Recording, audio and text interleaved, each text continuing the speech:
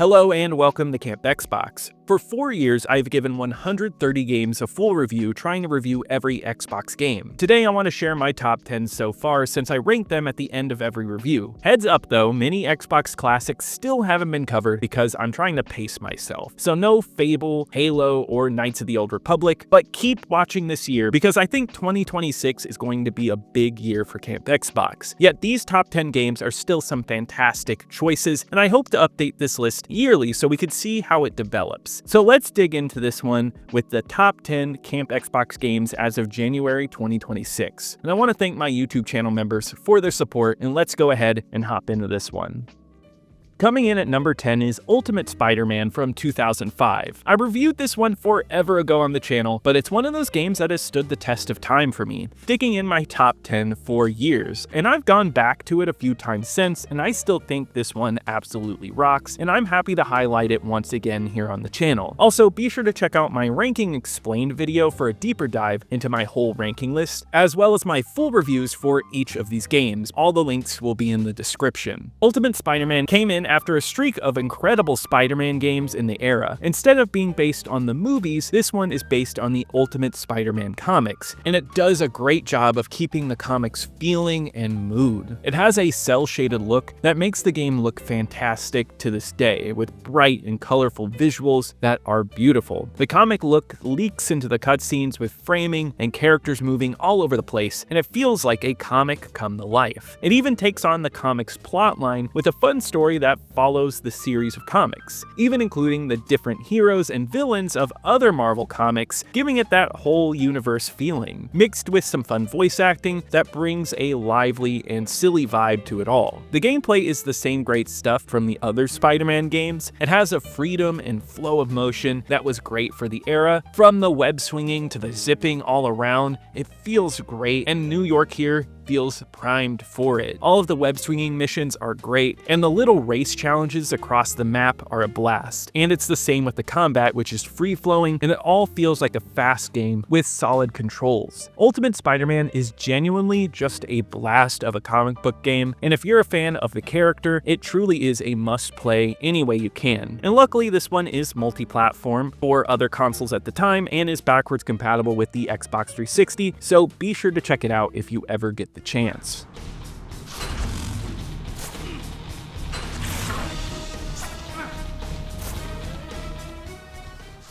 Quantum Redshift comes in at number 9. This is a hidden gem on the Xbox and is one of the best exclusives I played for the channel. Quantum Redshift is a futuristic racer in the same vein as Wipeout, and it even has some former developers of the Wipeout franchise on its team. In this game, you drive around in anti-gravity ships and you choose a character. This is more based on F-Zero, where the ships are character-based and each character has their own story, giving you small cutscenes between your races. It feels like a fighting game in a way, taking on stage after stage and becoming the best character in the roster. And I won't say it's a riveting plot, but it's just the right amount of cheesiness to keep it entertaining. The racing itself is extremely in your face and fast. Starting slower, it ramps up, and the controls are insane to handle, and you will have to learn precise handling to make your way through the harder difficulties. It's challenging but gratifying, especially against some excellent and varied tracks that all look solid for the Xbox. Redshift was a technical standard for the console in 2002, and the sci-fi aesthetic really makes it stand out as something beautiful, and mix that with some really nice water effects and effects on weapons you use. This is a combat racer, and you will be taking out tons of enemies, but they will also be aggressive towards you, so you really have to make use of the weapons system. I am a massive fan of racing games, and this channel was my first time getting to play this game, and it still holds up as a very special game on the Xbox, and is one not many people know of. Also, if you like techno music, the soundtrack by Junkie XL absolutely rocks. Quantum Redshift is a must-play game for any fans of racers or the Xbox.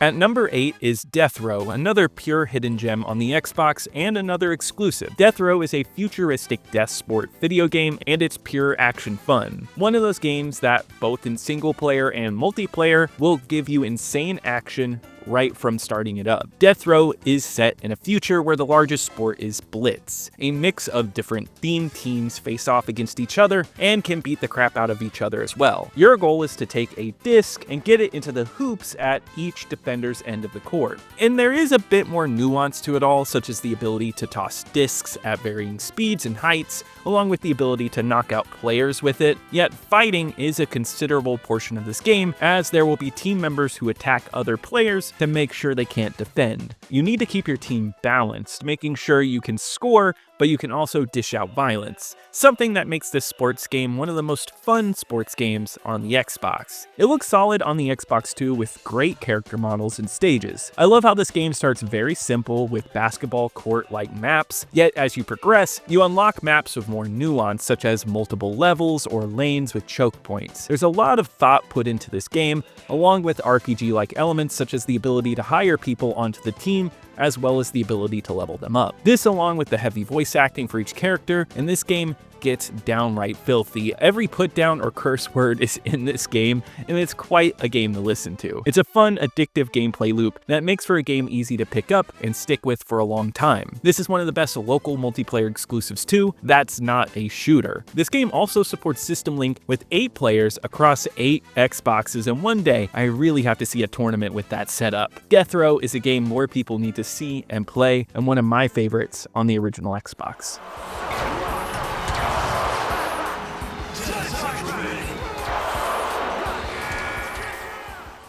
And number 7 is Tony Hawk's Underground. This is a multi-platform release from 2003, and the Tony Hawk franchise is one of my favorites, and I've reviewed almost every game on the original Xbox on this channel, except for Project 8, and this one, along with one other, is my favorite so far. I love the classic Tony Hawk 2-minute timer style, but saying that, this and the following release broke in the story mode, changed up the formula a bit, and it made it soar, and it was a defining piece of media for the generation that it was released in. It was a time capsule for culture. In this game, you play as your own created skater, and you work your way up to being one of the greatest skaters in the world, up there with the likes of Tony Hawk. You start small, but you end up on a world tour skating in various places. Along the way, you have the antagonist Eric Sparrow, who is one of the most evil villains in gaming history. One of my favorite villains ever. Equally annoying and despicable, he's a great character to laugh at. Yet the rise and fall to fame make this a very interesting plot, which gives more than you would expect. Yet the skating gameplay in 2003 was at its peak. Underground feels amazing to play. Simply a smooth skating experience, taking everything that had been made before and making it flow well. Throw in that you get off the board in this game, which allows for great traversal and levels, and it all really sings. I know many don't love the walking portion of this game. For me though, I feel like levels got a lot more exploration out of it, such as Moscow or one of my favorites, Tampa, which feels perfect to me. It's just great arcadey fun, and elements like cars, which are bad in this game, really don't detract from the overall quality. On the Xbox, it looks fantastic, as well as supporting 720p widescreen, taking a game that looks solid but isn't a standout and making it one of the cleanest looking games you can play on console in the 6th generation. To me, Underground is one of the great extreme sports games on the Xbox.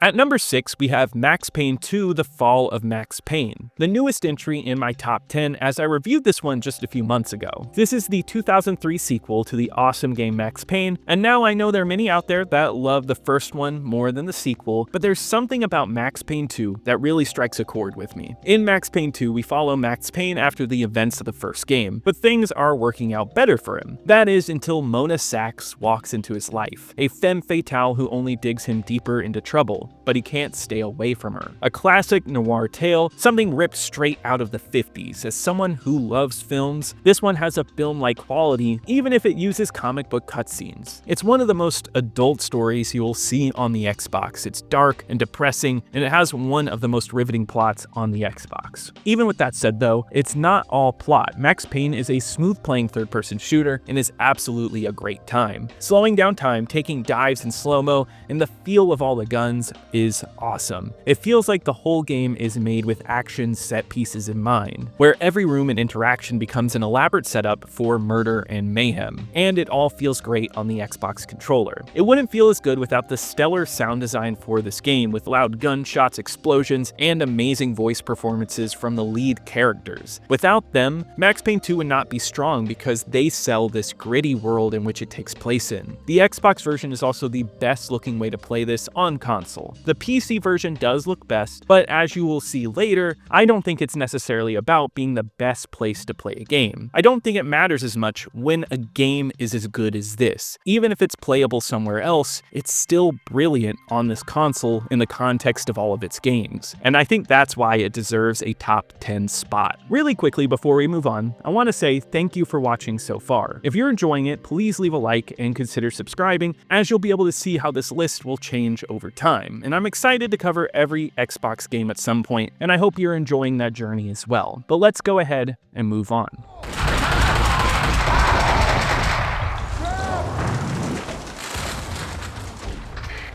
Getting into the top 5, we are going to start with Tony Hawk's Underground 2. And yes, I'm one of those people that likes Thug 2 more than the original, though I will say it's very close. Something about Underground 2 takes the fantastic qualities of the original and scales them up. I, for one, will give Underground the point for plot because 2 is an acquired taste. I am someone who loved and still loves the Jackass franchise, and to me, this game, like the one before, speaks culturally to me about where we were in 2004. The world destruction tour here is loud and in your face, sometimes annoying, but it's undeniably fun. It's pure entertainment thrown onto the screen, and there's a charm to that. Yet what makes this game better is the levels. Thug 2 has some of the greatest levels in Tony Hawk history, and to me these levels are the pinnacle of the franchise. From the beaches of Australia to the destroyed Spanish streets, and finally the multi-leveled Skatopia. These levels are full of detail and have amazing places to combo. Not only that, I feel the goal system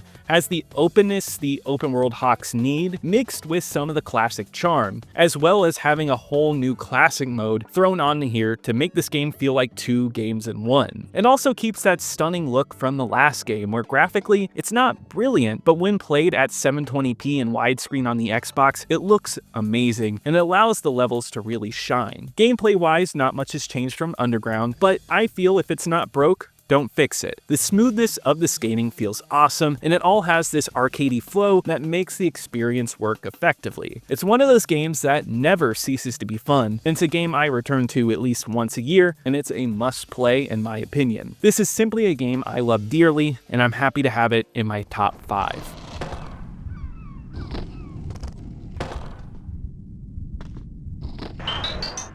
Next up is a real heavy hitter on the Xbox, Project Gotham Racing 2, a racing game from Bizarre Creations and one of the greatest racing games not only on the Xbox, but ever made. It's a game I've talked about a lot here on the channel, but I will sing its praises once more today. This is a racing game that blends simulation and arcade elements. It has a handling style that makes it easy to pick up and play, turns and drifts are easy to get down, but perfecting the game isn't as easy. The races can be tough, and there's so much more to this racer than just simple races. PGR is all about kudos, which is a point system where you get kudos for drifts and special maneuvers. Comboing these together will get you better scores, and with that, you get more cars and tracks. It's a satisfying game to work through, and a game that will give you hours and hours of content. There is so much to do that it feels endless, and then you throw on the Xbox Live support, and this game gives you double the content. This game is supported by Insignia, and you should get on that if you have this game, because everything in this game has a leaderboard, and this game is very active. There's even a set of new mods for this game you can download and check out. So if you need an Xbox game that will give you bang for your buck, this is very high on that list. Not only that, but this is a beautiful Xbox game. The way the tracks and lighting play off the cars is gorgeous. The amount of detail packed into this game for a 6th generation title makes it striking. I feel like racing games used to be the game you would show off for a console to show how hard you were pushing a console, and PGR2 is one of those games. Truly just one of those standout games and one of those franchises that made the Xbox stand out in the generation. It's a game I will continue to sing the praises of for years and years to come here at Camp Xbox.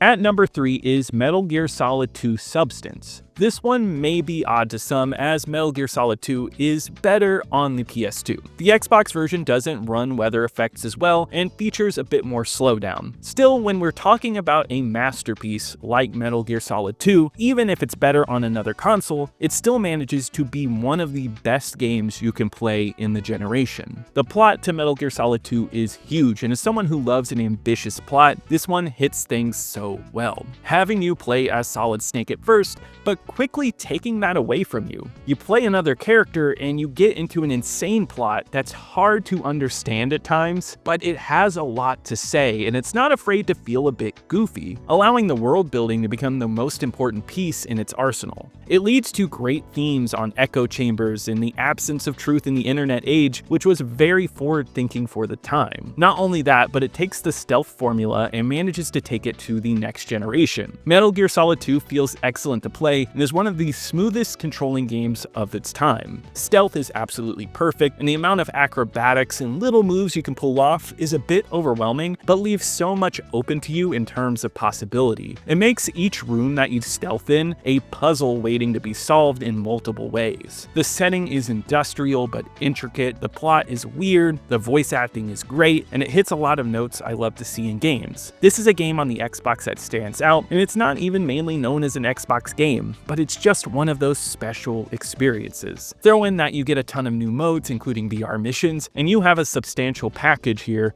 that is well worth playing no matter how you get your hands on it.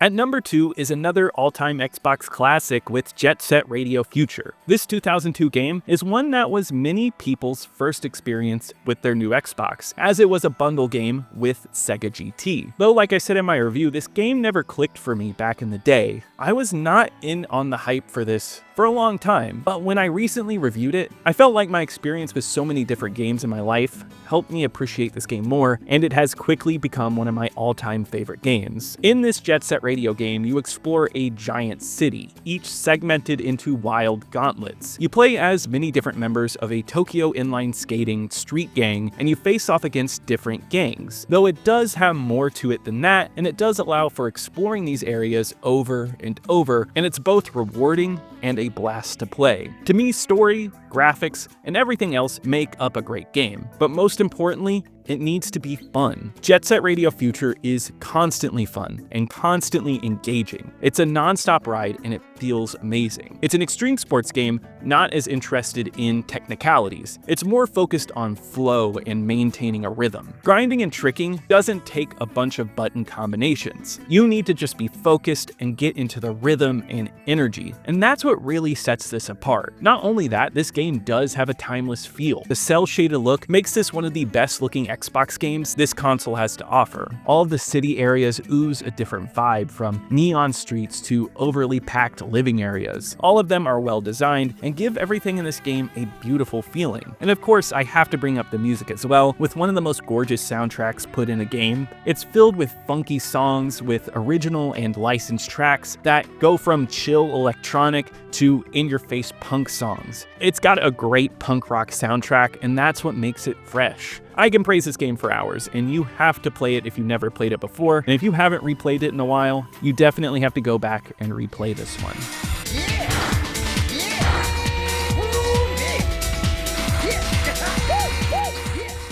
Alright, so the big number 1 is Crimson Sky's High Road to Revenge. This one has been at my number 1 slot for a very, very long time. This is one of my earliest reviews on the channel, and I love watching it because I feel like I progressed so much since then, and I'd love to get a new review up for that one, so let me know in the comments if you'd be interested in that. It's one of those games that is firing on all cylinders. Every element of this game is amazingly done, and it all comes together to make Crimson Skies one of the best games the Xbox has to offer. And I think one day it'll be overthrown as the best game on the Xbox on my top 10 list, but I believe it will always rank high up there. Crimson Sky's High Road to Revenge is an arcade flight game from 2003. It's set in an alternate 1930s where instead of cars being the main focus of transportation, it's planes. With that comes sky pirates, and you play as one named Nathan Zachary, Who is a lot like Indiana Jones, which this game takes a ton of notes from those movies, as well as adventure serials from the 1930s, all focused on a fun adventure theme. It's an entertaining plot with fun characters with a great globe-trotting feel that matches the feeling of a Spielberg film. That, along with the excellent voice acting and a John Williams-esque score, gives this game considerable world building. Each level shows off a different sector of the universe, and I love seeing all the intricacies of the world, from the wide open canyons of the deserts to the tall skyscraper city, which happens to be one of my favorite levels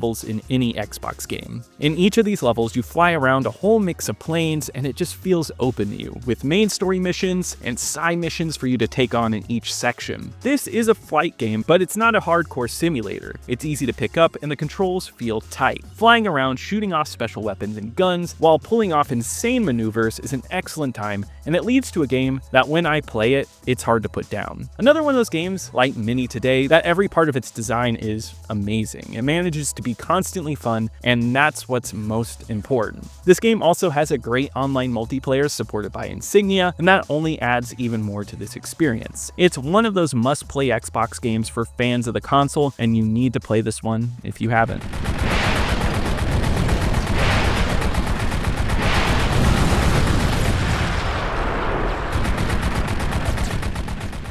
Well, that is it for my top 10 as of the beginning of 2026, but be sure to stay tuned this year because I have a feeling this top 10 might change. I'm happy to see where this channel has come from and how many games have been added to this list over time. I wouldn't have gotten to this point without people like you who have stuck around to watch and support the channel. Be sure in the comments to tell me what your top 10s are for the Xbox. I would love to see that. And be sure to leave a like on this video if you did enjoy it. It really helps me on the algorithm. Subscribe to keep up with more Xbox videos like this. And be sure to check out my second channel, Camp Extras, for retro gaming videos that aren't Xbox related. And I want to give a huge shout out to my YouTube channel members. Thank you so much for your support. You really help out the channel. And I'll see you here next time at Camp Xbox.